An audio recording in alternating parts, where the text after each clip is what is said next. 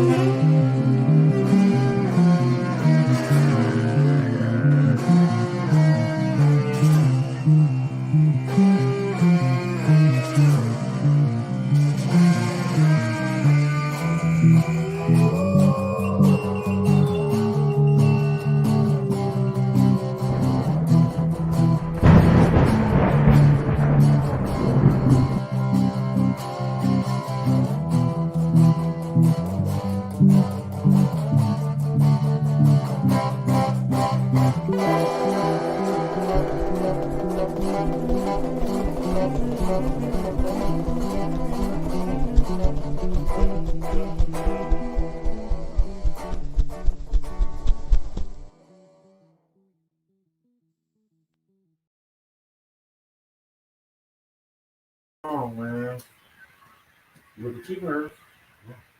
You were the keeper. All right, guys, welcome to the Lost Cryptids Conservatory. We have a special guest today, my dad, and we got an interesting show full of some awesome stories of when I was growing up and more. So, without further ado, here's my dad, Ted. How are you doing, Dad? Well, it's been a good week. It's been a good week, and glad to be on the show. First time, so looking very forward to it. Really am. Yeah, it's been a journey, I would have to say.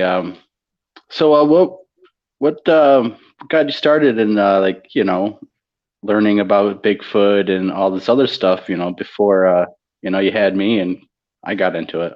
Well, your grandfather, Ted, was a really big time hunter, actually, and yeah, he was born in 1917, and he grew up with a crew of guys that would go out to like South Dakota to go pheasant hunting, and out to Montana to go ram hunting.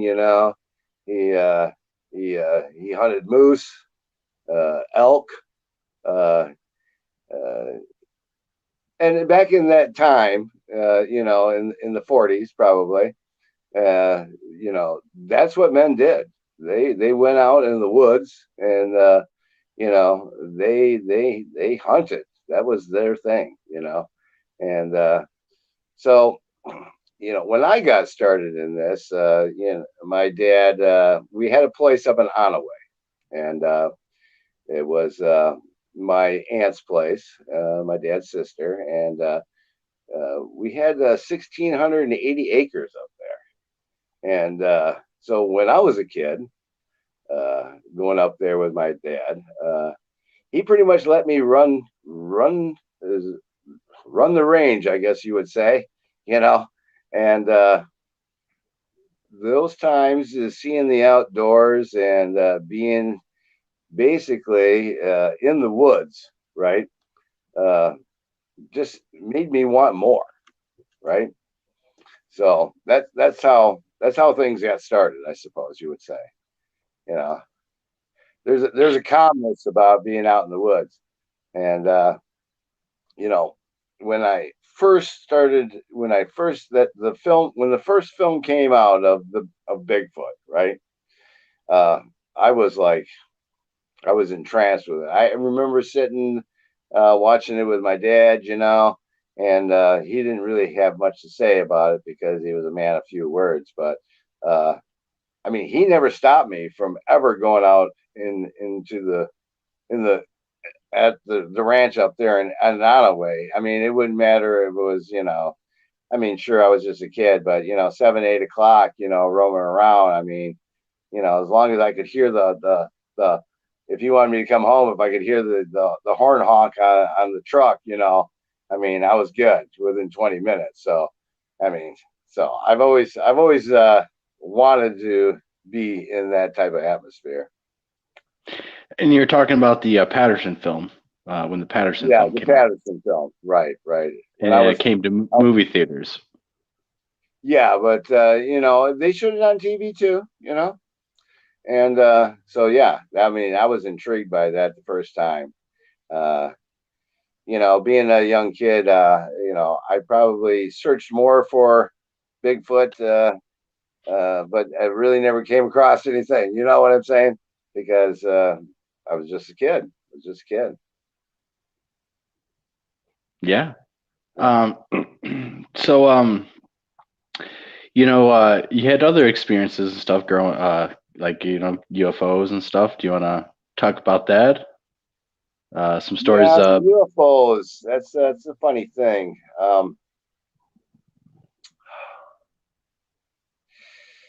When we were out there on the Four Corners there, when we lived outside of Corona, we actually rented a house that was on Four Corners of a dirt road. There was a mile each way, right? And that was one of the first instances that I had the encounters. I do remember one thing though, when we did live in Corona, when we got home and all you kids were out playing in the yard, and this UFO actually flew over the house. Now, it flew over the house before we got there, but I could see the ship up there. And what struck me more than anything else, that nobody actually, it was like nobody could see it. There was no reaction. I tuned into the radio. I tuned into the news because I thought for sure somebody saw this thing, right? But there was nothing. It was silence. The only piece that seemed to see it was you kids out there in the yard, and your mom and I when we pulled in, and you kept saying, "Look at what is that thing up in the air?" It was the strangest thing. I to this day I'm wondering why nobody else seen that, or if they did see it, there was no reporting of it. That was kind of strange, and it made no noise, and it was big, and it made no noise. And I thought, and I don't know if you remember this, but I even got up on the top of the blazer so I could see it farther, being up higher. I remember that. Yep. Yeah. That was and that was the strangest thing. And I listened to for news and the radio, and nothing. It was silence. Nobody reported anything. You're on mute there, Chad.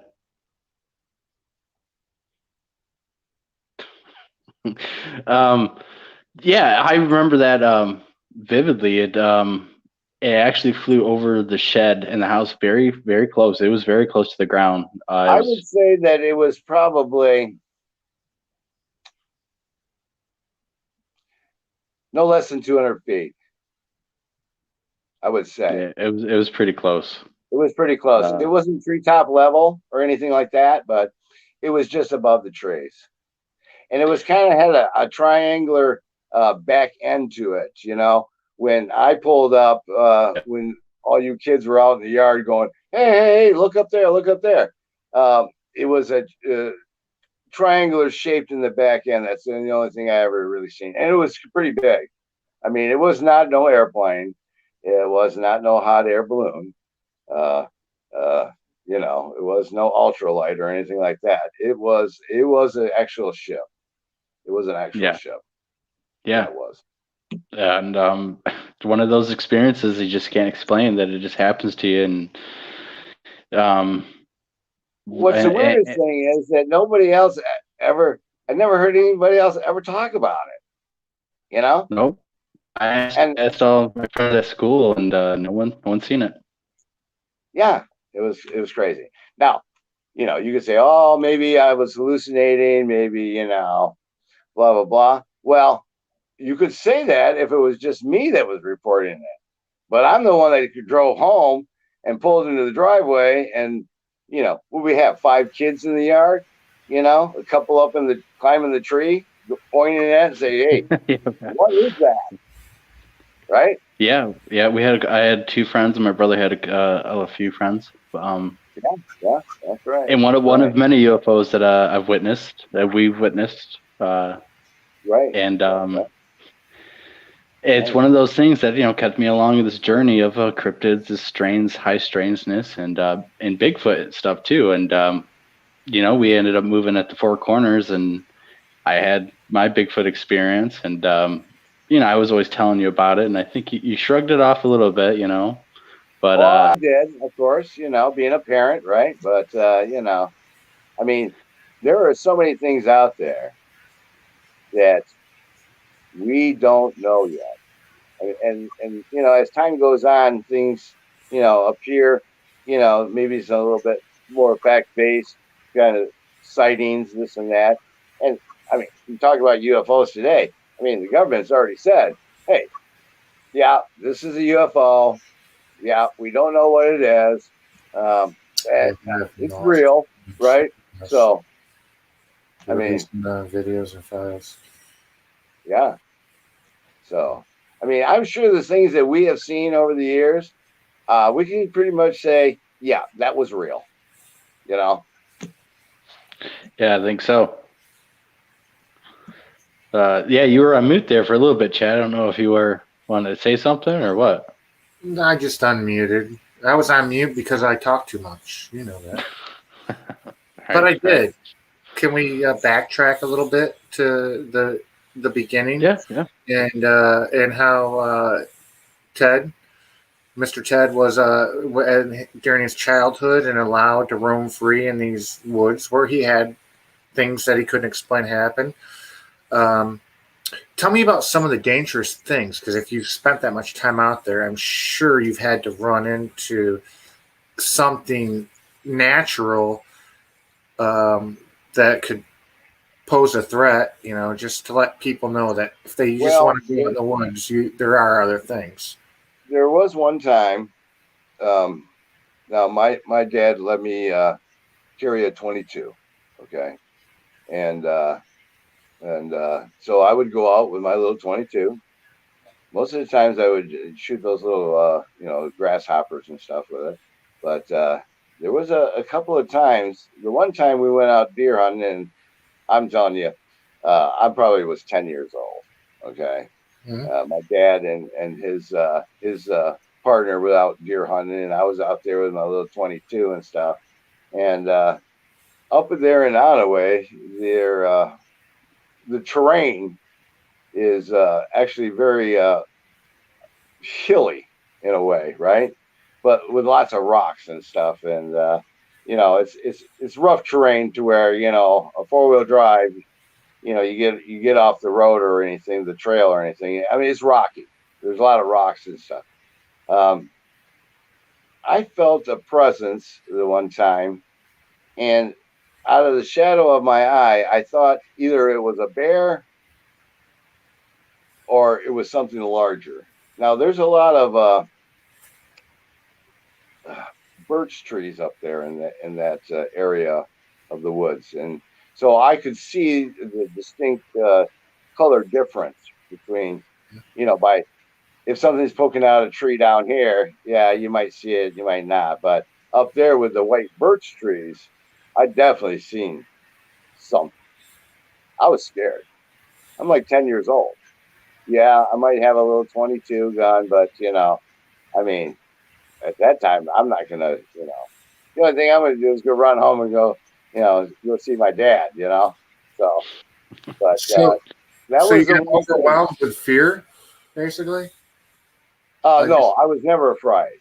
Anytime you run into either things in the woods, the aliens, the Bigfoot, what is remarkable is that you don't get this sense of fear. You almost get this sense of calmness or awe. You know, we'll get to this, but when we did have the encounter with the alien out there at the crossroads, that was one thing that was kind of mind-boggling to me, was that sense of calmness that you come across, that you find yourself in. You know, you don't have that doubt to where you've seen something or not. It's just, it's the, yeah, I seen that. Yeah. But there's no fight or flight. Okay. There's no fight or flight syndrome when that happens. It's almost like you're almost in not a different time dimension, but it just seems to slow down. Yeah, most of the time I will actually pursue, and I'm not scared. And that's most of the time. You can ask Blake, I'll go running after something that I see or hear. But there's been sometimes I've flighted, just like no, I just, you get this feeling, it's like something's not right here. I'm out of here. I'm gone. And that has happened a few times to me in research. Not Blake though. He never gets scared. Sometimes looking back on my childhood, I wish I was old enough to ask my father some of these questions about the Bigfoot experiences that he had in the woods, because he was in the woods. But you know, that time didn't happen for me. So it would have been nice to have some answers. So, and I would assume that he probably would have had some. But you know, those times are, you know, we're talking about the 70s, right? So you know, things were different then. Yeah, they certainly were. Yeah. So yeah, let's get into a little bit more of the encounters at the crossroad. I know I had my Bigfoot encounter and stuff. I was very adamant. And, kept going out there and stuff, and eventually we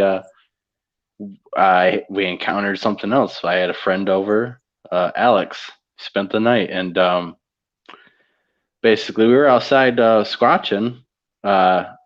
I didn't tell him that because I didn't want him to be scared. But basically, you know, we're out there in the woods walking around, and came back up to the house. And then we were going to go to the cow pasture. And, you know, we get to this fence, and we cross over the corner of the fence, you know, where the fence line was. We were walking about, you know, 20 feet or so. And we looking, I see this dead tree, and just something just doesn't look right about it. And basically we seen this humanoid figure pop its head out a number of times, sticking its head out and looking at us. And it was very, very, very weird and stuff. You know, I'd never seen anything like it. Very humanoid, naked. I called it the Stick Man, and I dubbed it this name because of its arms were so long and skinny that I, at the time, being so tough and a teenager, could break its arms over my knee like a stick. It was really skinny. And this creature, you know, scared crap out of my friend and freaked him out. And we ran inside, told my dad, and you know, he ended up going out there, and he said he didn't see nothing. He said, "Go upstairs." Yeah. He told us he didn't see nothing, but the real story. What's the real story on that, Dad? Yeah. Well, let me just say this: Alex was your friend, and Alex never did spend the night again at the house. Now, Alex always spent the night at our house, but after that night, that never happened again. I remember you two coming in. It must have been 10:30, something like that. It was late, you know, and Alex was scared. There was no doubt about that. He was scared, and you were concerned that there was something out there. And And of course, I said, yeah, I'll check it out. I check it out. Well, I actually did go out there, and we had a cat named Spuds, right? And the cat was out with me because the cat spent most of the time outside, anyways. And you know, we did. I walked out in the back, and the farmer behind us, there was a pond back up there, but the pond was elevated because we were kind of like in a hollow area at the four crossroads. We were like in the holler, right? And so I walked out to the area where you said that you seen something, and actually and the wind was blowing a little bit. It was a nice summer night, I looked out there, and this thing just like leaned out of the tree. And I'm thinking to myself, did I actually see that? Right? And I'm thinking, no, I didn't see that. I don't know. Is the wind blowing? Right? Is the tree branches blowing? And then it actually took a step and came off of the tree visual, And I thought to myself, yeah, I'm seeing what I'm seeing, My cat, he was sitting there, right? I mean, that's the funny thing when you see something like this. It is like a calming effect. You don't get this, oh, I should go get my gun and probably shoot this son of a bit. So, this creature, right? Sorry. But I didn't have that never registered in my mind. What registering in my mind is, how am I going to go back into the house and explain to my boys that, well, one, I didn't see anything out there. So I don't know, guys, what you guys were seeing, but I didn't see nothing. And the funny thing about this story is that you never found that out until about, let's see, 2013. I finally told you that, actually, you guys were right. There was something out there. It was the stick man. It is the typical brown, they call them or gray, right? But very tall, very skinny, stick-like creature. But at the time, here I am out in the country with two boys, all three men out there. I wasn't going to go back into the house and tell you that, oh yeah, I seen what you seen. Yeah, we better, call the police or something. No, never did. It's so funny. It's so funny to think about it now because I can't get funny up to the time. Well, I knew I was right. I was very adamant over the years I was right, and it took you a while before you cracked. I have to give you that. Well, I mean, the funny part about it was, to think about it now, is that Alex never came back to the house. No. So now, Ted, you said, so you think it was an alien? Oh, it definitely was an alien. It was at least 7.5 foot tall. When the kids seen it, you would think it would be part of this tree, right? But it wasn't. And it was the stick man. Is the only way you can describe this thing.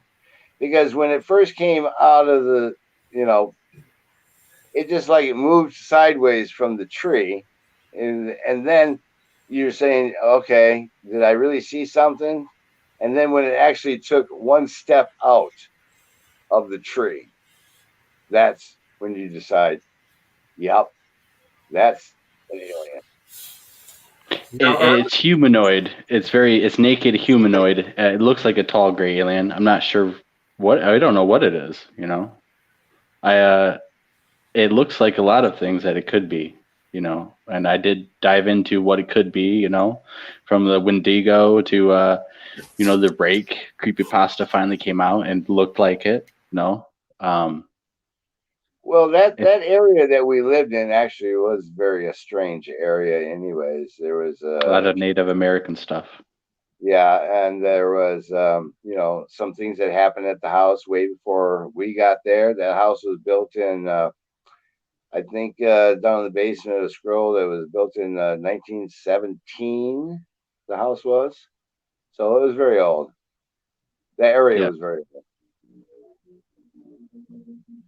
Yeah, we had a tree that got struck by lightning about every year. It would blow. Every year we would get struck by lightning. Yeah, that's right. That's right. And the one time that the house got struck by lightning, I was on my way down to the basement, and it hit the house so hard that orbs appeared once the power went out, and that was so strange. Yeah, we all seen it. Yeah, yeah, Me and my brother seen him on the stairwell going down, and you had seen him. yeah, yeah. That was that place was pretty strange. Not to mention, I mean, let's not I don't want to get away from the alien story because there's more to it. But another fun fact about that house we lived in, maybe it's because of where we were living, why we got to see these things. The big bang at the front door, that was the strangest thing. And if you were there and you heard this, it was like somebody just bashed in the door, but the door was still there.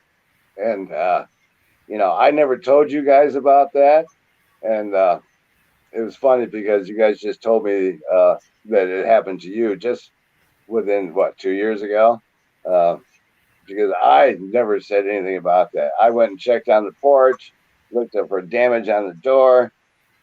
Nothing. It was, and you guys were asleep at the time when it happened to me. You never woke out. That's the odd thing is when it happened to me, I was right there in the living room, computer, dining room area. Your room was right there when our dog was right on the other room, connected on the couch. I heard it that someone will run and bash that door, and I tell you what. And I'm sitting there in disbelief because first of all, it just happened, but the dog's not going crazy, and you're not going crazy. You're sleeping still, and I'm just like, what happened? I look, there's nothing. The door is open, just a crack. This is the inside door, not the screen door. Right. So and no one woke up. Very strange. So, there was something Mr. Ted said that kind of pertains along with what I wanted to say with what Strangeland just said here a minute ago. Now, like you say, you feel peace at times and all that. What I'm more like, it feels like more confusion and to absorb it, and the whole thing happens before you even realize what happened, but you witness it. And a lot of the things that have happened to me, I witness it, and my brain just is not perceiving it fast enough. It's like, well, why didn't you take a picture of it? It's like, yes, that is it's almost like we're not in a fog or anything, but our brain is not processing it quick enough. So we're just like idling there, looking at it, right? And so you're not making any decisions about it. You're seeing it, and it's not euphoria. It's not you're not displaced from time or anything. You know what you're seeing, but reaction there is very slow. mm-hmm. It's almost like they want you to see them, right? Mm-hmm. And your reaction to what let's say if I ran into somebody on the street and they freaked me out or whatever, you would have a reaction. You would either confront them. You'd be able to think of what you're going to do. When you see something like this, That doesn't seem to happen to me, anyways. Like you visually see something that's just not supposed to be there. You Right. know you've seen it, Right. but I don't want to call it a state of shock. I want to call it a short confusion, because it only takes a few seconds for you to realize, but in that few seconds it can be gone. Yeah. It's almost like your brain is connected, but it's not connecting, like, for a reaction, right? It's almost like you're in awe, for lack of a better word. Yep. But then when it all clicks in, and usually you walk away and you go, oh my God, I just seen that.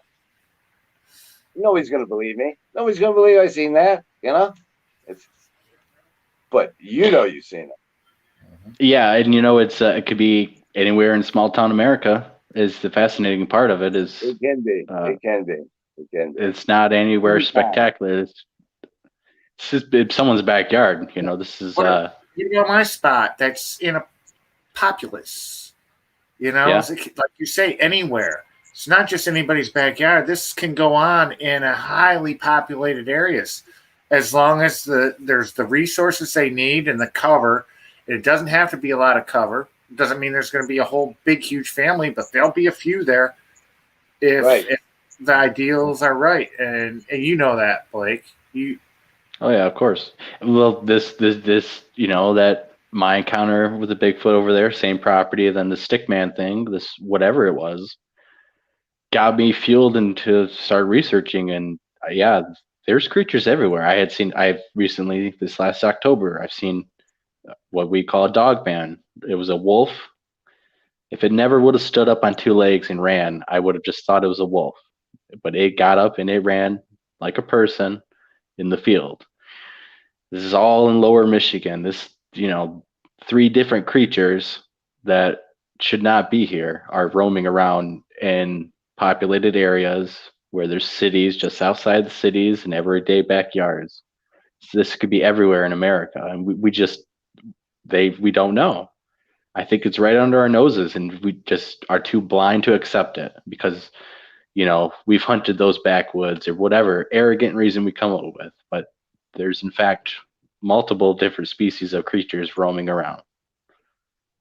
Yeah, and it's almost like they're able to maybe not slow down time or anything, but maybe slow down perception on how we see them. It's almost like when some people can see ghosts and some people can't, right? It's a perception type of thing. Maybe a little bit to do with time and perception. You really got my interest there, Ted. I'm starting to believe, because people spend years and years and don't get the interactions like that some of us do in the types of sightings we do. Right. I'm to the belief that only certain people they're willing to get that close to, like they can read your energy and intentions. Or I would say that's very true. Yes, I would, because I had a relationship with a person that actually could see those things, and then she would say to me, "How come you don't see that? Because I know you can." Well, I choose to shut that off in that part of me, right? But I've had experiences to where being shut off or not, they still come through. So I think it's, if the person is in the right type of realm and thinking, then they're able to see these things. And maybe the entities, Bigfoot, and other things, they feel that. I mean, the whole world. I mean, we're talking, people have this Mother Nature effect about them too, right? That they can, feel the trees and they can feel this. It's the same thing. I mean, if you tap into that part of you subconsciously, that you should be able to experience the things that we do experience. I mean, everybody does have an experience sooner or later in their life. I believe so. I had to train myself to block things out with the spirit realm because it just got in my early life. It got too overwhelming. It's And, dangerous. yeah, well, I didn't try to have it happen, and it would happen. Right. And when I tried to have it happen, it would really happen. And like you said, it's dangerous. You can attract things that aren't just a human spirit. You can attract entities that are not good. And I taught myself at an early age, at about 20. I taught myself how to block it out, and so I do block it out. But if I open up to it, it's still there. Oh yeah. Another thing about the farmhouse, because we got to, the farmhouse was that was a crazy place. We spent 3.5 years there, I think. We had we had the breather. Yes. What's that? I never really heard it. Okay. But when we moved into this house, Mitch, I think, was the first one to come to me and say, Dad, I hear somebody breathing in my room. Blake and Mitch had separate rooms upstairs. I slept downstairs of this old farmhouse, right? And of course I said, "Oh, it's nothing, And then Blake said, Dad, I hear something in my room, breathing. And mind you, Blake was 13 and Mitch was 8, right? And I passed it off just like I passed off that alien that I actually seen. It's nothing. It's your mom just checking in on you. I really didn't think it was true because I didn't hear it, right? Well, one night I had a friend over. We spent the night, and I was woken up in the middle of the night, being smacked that something was in the room breathing, and it's not you. Now, and that person never did come back either. We used to joke about it and call it the breather, but you blocked it out. Yeah. But there was actually that place that we stayed out there at the Four Corners. That was a high energy type of place. There's no way else to explain it. So I'm of the belief, and I believe Blake is also, that certain areas with high electrical magnetic fields and things like that are hot spots for all this paranormal. Power line areas, karsts. I said it first, Blake. And, rivers running through granite and stuff with high mineral content rocks create electricity. It can be detected with equipment. And these, it always seems like in our best areas that we go to, it's the commonality. There's one of these things to do with it. Yeah, you have to. There's two elements basically. It's the water element, and then it's the electricity element. So when you have those two together at a place, you do have paranormal activity. I'm not sure why. It could be with magnetism, right? But it's the water element, and it's a power source, right? So at the Four Corners, we had the water element for sure. We did have the power pole in the back that got struck by lightning. I don't know. It seemed like every year. So there was definitely a some kind of a surge going on in that area, and we were low lying too compared to everybody else. We were in a low spot. So you have to have those two factors, though. So go ahead. So Blake, Strangeland has a pretty good comment there for your dad. I don't know if you can read that. I had to put my glasses on. Well, I'll read it. When we see different beings, we are seeing and reacting to a blip. He's asking, are we? Are we reacting to a blip in their time space? Or are they just passing through our area, especially areas we are familiar with? Like the record, the old record, where there's a different parallel universe. That is my own philosophy. I've had a lot of experiences with death and spirits, and of course, Alexis was very in tune to that, being able to see spirits. This is my theory. So life is like an album, and you start when you put the needle on. And when you pass, or people around you pass, they skip to the next line, and you're still here. So, time dimension, right? But the way I look at it is they have just skipped to the next line. This is our line in life on the album, right? And so sometimes when loved ones pass, they just skip across to the next line or halfway across the line, and then you get a little bit of communication until they're ready to go forward onto the next line. Did that explain that okay? You're on mute, Chad. But a little bit, and sometimes maybe some entities could cross over and stuff. Still on mute, Chad.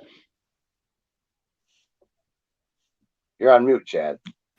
Sorry, I understand. It's like songs in the line in it. Right. You're all in the one line. When somebody passes, they go to the next song. You stay in the. It's very descriptive, and I totally get what you're saying. And there's more than just the lines of living on Earth and things. And oh yeah. Who even knows about reincarnation until it's time to go to wherever we're going? Right. It's a time dimension. Time never ends, right? For us to try to think about, well, how can time never end? If I brought it to that analogy that it's an album, and those are timelines on the album, and you just skip to the next timeline. And if you're close to the line that you just left, well, then sometimes you can your energy can come back to it, but like skipping a record. Like a skip in a record. That's right. I love that analogy, Ted. Yeah. That was great. I'll remember that the rest of my life, to tell you the truth. It's I mean, when we see things out there, when we get glimpses of Bigfoot and aliens and spirits and stuff, our mind has to rationalize that. And that's how I look at it. I mean, we're all here on this earth, and I mean, we see all kinds of strange things, and we wonder how come we were seeing this, and time evolution type of analogy. That's how that makes it clear for me to look at an album. I mean, that's all I can. That's how I look at it. Yeah, we just don't know. This Earth has a lot of unique things about it, and there could be different time dimension fields on the Earth that some people say you can walk into and disappear, and you end up some other time period, and there's these odd artifacts found in different time periods, that should not be there. Yeah, and it's energy. It's energy. Our body is full of energy, right? Around us is energy, right? We have the magnetic fields around the Earth. It's all energy, right? So it's a lot of energy transfer, uh, on small scale and large scale, right? So, you don't want to get me into the theory on how spaceships move now, do you? I'll give you my analogy on that too. That could be for a different show, but It's magneticism. It's Oh got yeah, to do with definitely. magnetics. It's the only way. It's the only way any vehicle can make a right turn, right, or left turn on a dime, right? Because if you take two little magnets together and they skip like this, Mhm. the left angle, right? That's the only way it's done. And until we figure out how to harness the magnetism that actually goes around the Earth and everything, then we'll probably figure out how space. a lot of mysteries. And Yeah. but we got a conference coming up here, July 17th, and we got quite the lineup. Let me pull up a picture of that, and it's Sounds definitely like going to be Ted. awesome. You can come meet Ted too. Oh yes, I plan on being there. Yes, I do. I plan on it. All right, there's the poster for our conference. It's what a lineup we got too, man. What a lineup. Cliff Brackman, we got Igor Brotsev from Russia, Ken Gerhard, Adam Davies, see Robert Kreider, Jason Kenzie, we got Miranda Young, Janice Carter, and Kerry Arnold himself. We also got a bunch of local speakers from Michigan. Val Savala, who's part of our team, Robert Deagle, who is the godfather of Michigan Bigfoot. Very unknown figure, but he is the godfather of Michigan. He should get more recognition. We have our own very own Shatan Noir, Steve Ward. He's a Mothman guy, and Robin McCrae, who had a pretty good experience up in northern Michigan, along with Igor. This is, an all-day event. We are going to be hosting the Woo Room too, which is going to be all your paranormal woo side of the Bigfoot.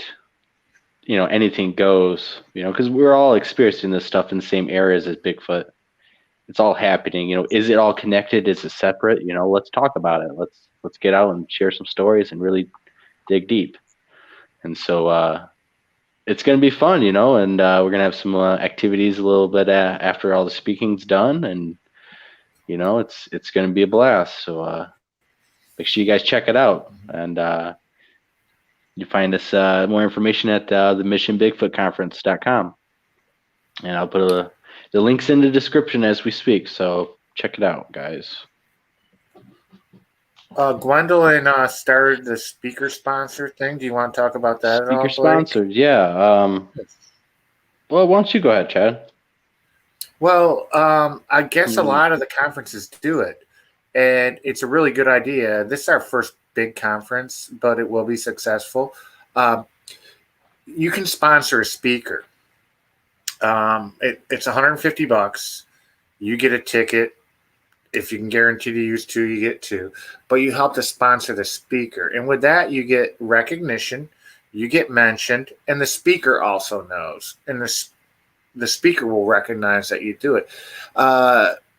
It helps in a lot of ways. Number one, the speaker knows that you care because you're willing to do it. And number two, this isn't cheap. We're not going to make money on it. And everything does help. To put the lineup together that we're putting up, there is going to be limitations. The venue can hold 1,600 people. If we're allowed 25%, we get 400 people. And when you look at the cost of flying people from all over the country, paying their rooms, paying their speaker fee, and all the advertisements that we buy and put into this, we're not doing it for profit. We're doing it actually for fun. Because in reality, the conference, to me, I'm not even going to really pay attention to it. It'll be filmed. What I'm looking forward to is all of the people that we're lining up. They get to speak for an hour. The rest of the time, they're out in the atrium with you. and at tables where you can have one-on-one. You can hang out with them. You can ask them questions. Because some people I know are only coming for some people. They're coming just because one person's there and they want to meet them. So get out here. And the Woo Room, did you quite explain it right, Blake? The Woo Room is anything paranormal. And you'll still get these speakers. We're just doing it in 2 separate rooms. You can move back and forth to the speakers. It's all going to be filmed also.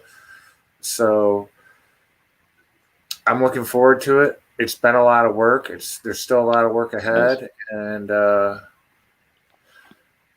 right. It's going to be fun. And, it's a good chance to meet us, and a few select people might be lucky enough to be able to go out with myself and to some areas. And, we're definitely looking forward to meeting everyone. We want to hear reports. We're actually actively collecting reports as we speak. That's why the number is in the intro. So we're actually collecting reports, which we're hoping to get a lot of. And networking too, because we got a lot of people out there, a lot of people in the Bigfoot community that we all need to, help and also speak with, because we all have different ideas, different opinions, and theories that when you hear, it might click a light bulb switch in your own head about a theory and idea that you've had that, that's the missing puzzle piece. And you never would find that if you never talked to that person, so engaging with fellow members and the public is key to expansion in the Bigfoot community and on theories and ideas. And that's why the Woo Room is going to be happening, because we want to throw these ideas, theories out, and we want to come up with new theories, but most importantly, answers. We want to find these answers to the truth. And we're not going to find that if we're in our own little bubble all the time and never experience anything new. So that's why we're doing this. And it's going to be awesome, guys. So definitely want to get a ticket as soon as you can, because time's running out. We also have a smaller conference, the Dewey Lake Monster Conference, and that will be at the Sister Lakes area of west of Kalamazoo, Michigan. It's in Dowagiac, Michigan. It's going to be in September. We're still working on the finalized date, but September 11th. It's like September. There you go. And it's going to be a smaller venue, but an awesome venue. We're right there at the brewery, Sister Lakes Brewery, with awesome beer on tap. We are going to be camping out in the area, doing our thing.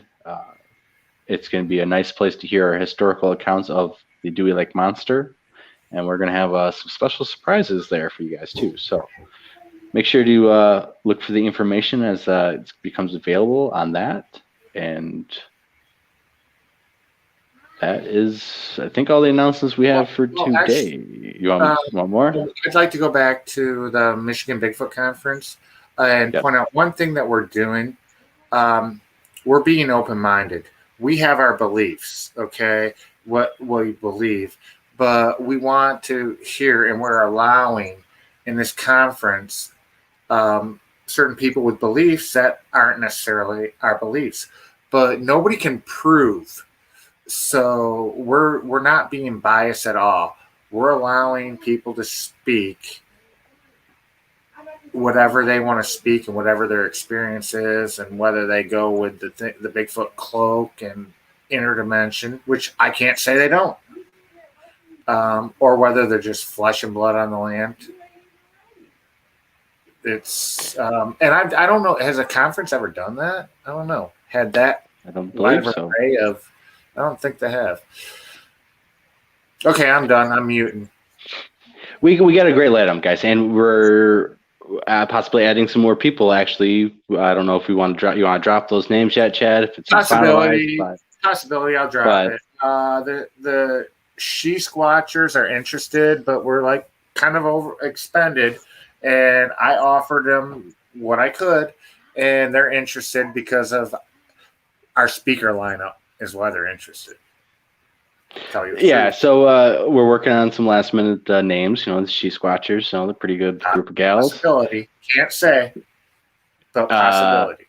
if not this year, next year. So you guys gonna, definitely be enjoying this. So again, take a look at the information. I think we have one of the best, or the best lineup of speakers of 2021. So you cannot find any of these people all together at any other spot. So make sure you join up and check us out, guys.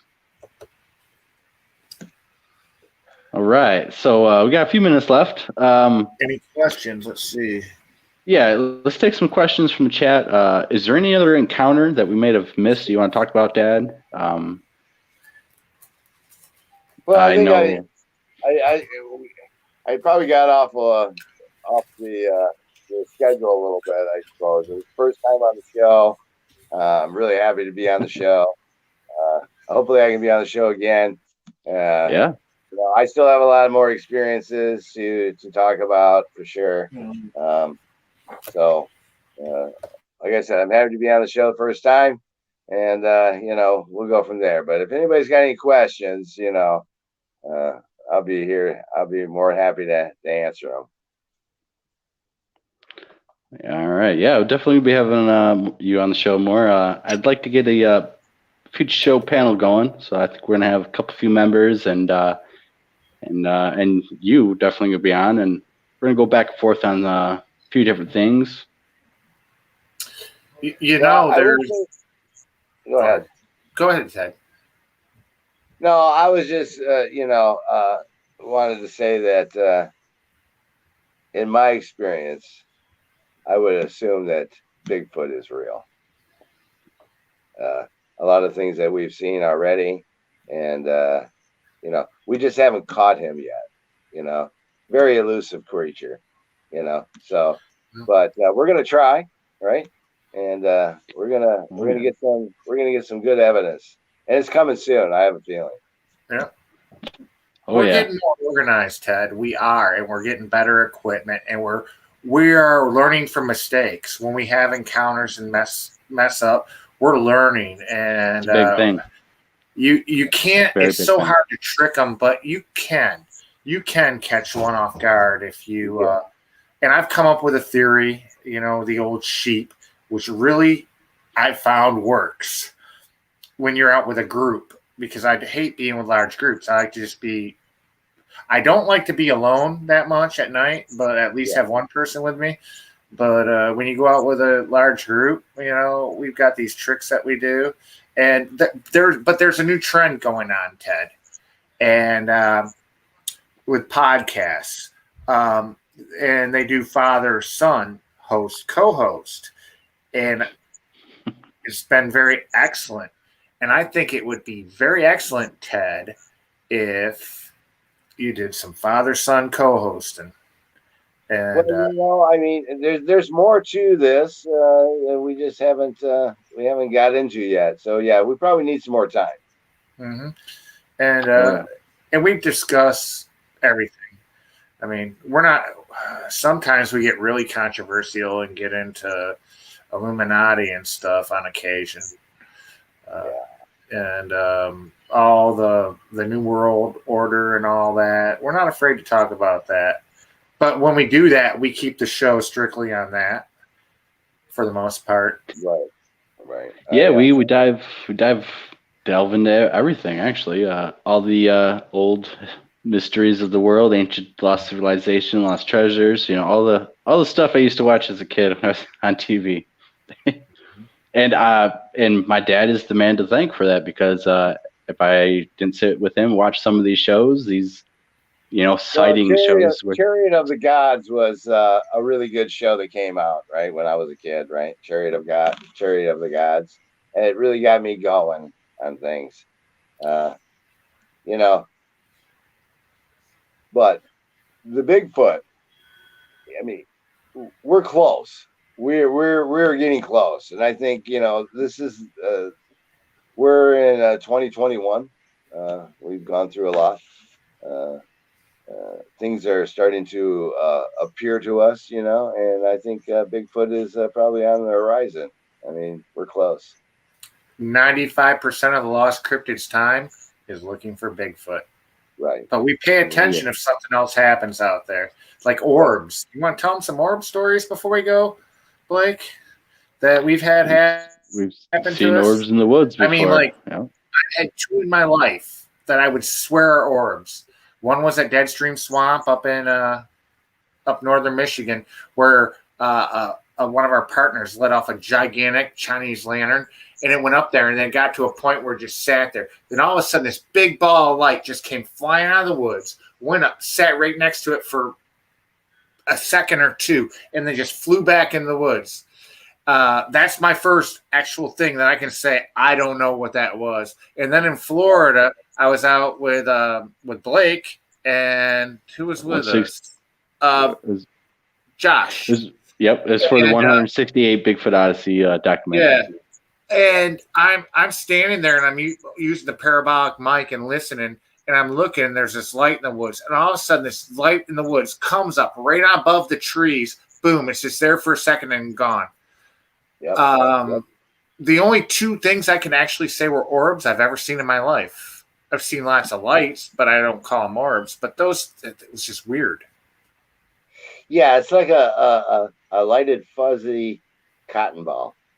And it moves really fast. Yeah. No, There's a lot of look forward strange things out there. To being on the show again, and maybe not getting so much off scale there, but I guess we could just chalk it up as nerves. No, it was awesome. But thank you everyone for watching the show. I really appreciate it. It was a really special show, and I wouldn't be where I'm at today in the Bigfoot encrypted air arena without my dad watching me. Let me watch these shows, but ask him these questions of is there Bigfoot on the film? Is that a real film? And get my mind just to going. Well, it was funny. I used to just let you go out in the woods. It might be 10 o'clock at night and you say, "Hey, Dad, I'm going to take it off." And I would say, go have some fun, And some of the times you took off, yeah, you probably didn't tell me that you took off, but that's just part of it, part of parenting. Yeah.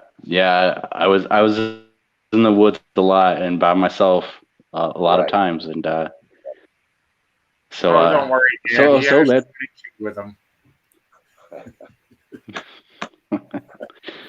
Anyways, guys, that's a wrap for this show. Thank you again for watching the show, and remember to check out the website for the ticket information for the conference. And without further ado, here's the number that you can reach me personally for any reports, sightings, or anything else cryptid related. So everyone have a good night.